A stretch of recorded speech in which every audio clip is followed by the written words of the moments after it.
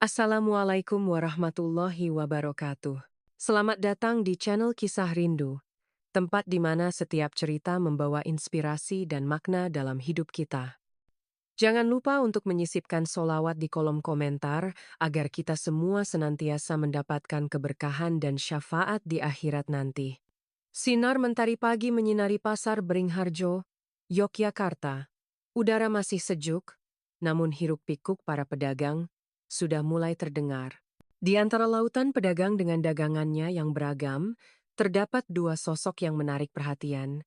Pak Karto, seorang pedagang batik tulis berusia 60 tahun dengan wajah yang penuh garis-garis perjuangan hidup, dan Cak Dimas, pedagang muda berusia 30 tahun dengan semangat juang yang membara.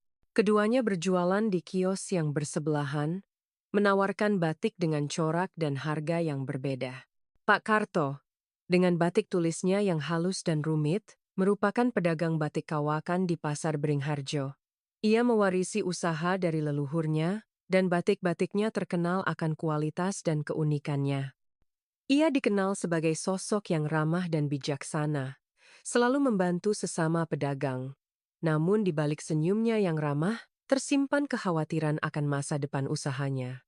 Cak Dimas, dengan batik capnya yang modern dan harga yang lebih terjangkau, merupakan pendatang baru yang penuh ambisi. Ia membawa angin segar ke Pasar Beringharjo dengan desain-desain batik yang berani dan inovatif. Kehadirannya disambut baik oleh sebagian pedagang, namun juga menimbulkan kekhawatiran bagi yang lain, terutama Pak Karto. Meskipun belum terjadi konflik terbuka, bayang-bayang persaingan sudah mulai terasa. Tatapan mata Pak Karto dan Cak Dimas sesekali bertemu, menunjukkan adanya ketegangan yang terpendam. Aroma persaingan yang tajam mulai tercium di udara Pasar Beringharjo. Udara di antara mereka terasa berat, dipenuhi dengan janji persaingan yang akan segera meletus. Beberapa minggu berlalu, Cak Dimas, dengan strategi pemasarannya yang agresif, mulai menarik pelanggan dari Pak Karto. Ia menawarkan diskon besar-besaran dan promosi menarik perhatian pembeli yang mencari harga murah. Pak Karto, yang mempertahankan harga tradisionalnya, mulai merasa tertekan. Ia melihat penjualan batik tulisnya menurun drastis. Kecemasan mulai menggerogoti hatinya. Suatu sore, Pak Karto menemukan beberapa kain batik tulisnya yang sudah dipotong-potong dan dibuang di tempat sampah. Ia menduga Cak Dimas yang melakukannya, memicu amarah yang terpendam. Amarah Pak Karto memuncak. Ia memutuskan untuk membalas perbuatan Cak Dimas. Pada malam hari, ia diam-diam masuk ke kios Cak Dimas dan mencampurkan bahan pewarna murah ke dalam beberapa kain batik cap milik Cak Dimas. Keesokan harinya, Cak Dimas terkejut melihat beberapa batik capnya rusak karena pewarna yang luntur. Ia langsung curiga kepada Pak Karto, dan dendam mulai membara di hatinya. Perang harga pun dimulai. Cak Dimas menurunkan harga batik capnya lebih rendah lagi, mencoba untuk menghancurkan Pak Karto secara ekonomi. Pak Karto, meskipun berat hati, terpaksa mengikuti langkah Cak Dimas. Keduanya saling menurunkan harga, mengakibatkan kerugian bagi keduanya.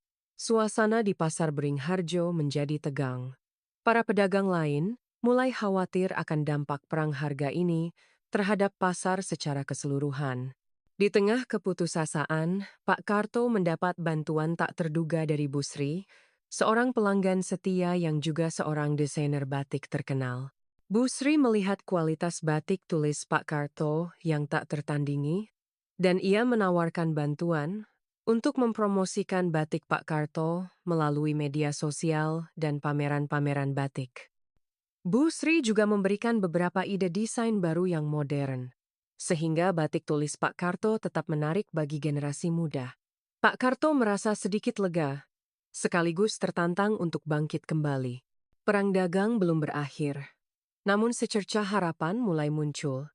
Bu Sri tidak hanya menawarkan bantuan promosi, tetapi juga sebuah ide yang revolusioner, kolaborasi. Ia menyarankan Pak Karto dan Cak Dimas untuk menggabungkan kekuatan mereka. Batik tulis Pak Karto yang berkualitas tinggi dipadukan dengan desain modern dan pemasaran Cak Dimas yang agresif. Awalnya, keduanya ragu, dendam dan ketidakpercayaan masih menghantui mereka. Namun, Bu Sri berhasil meyakinkan mereka bahwa kolaborasi adalah satu-satunya jalan keluar dari situasi yang sulit ini.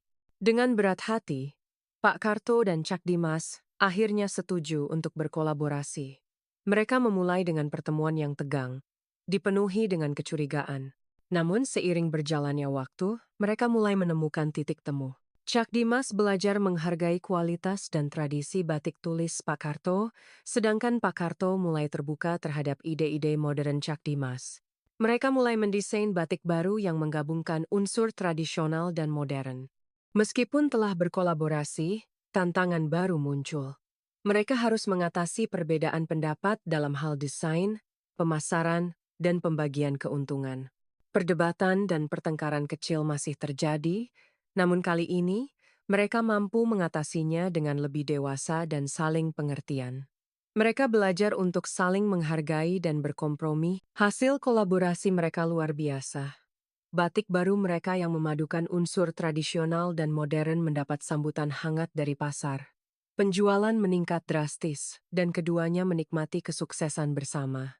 Mereka tidak hanya mendapatkan keuntungan secara finansial, tetapi juga membangun persahabatan yang kuat.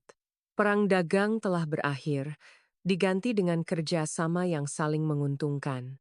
Mereka berdua belajar bahwa persaingan yang sehat dapat menghasilkan inovasi, tetapi kerjasama yang tulus akan membawa kesuksesan yang lebih besar.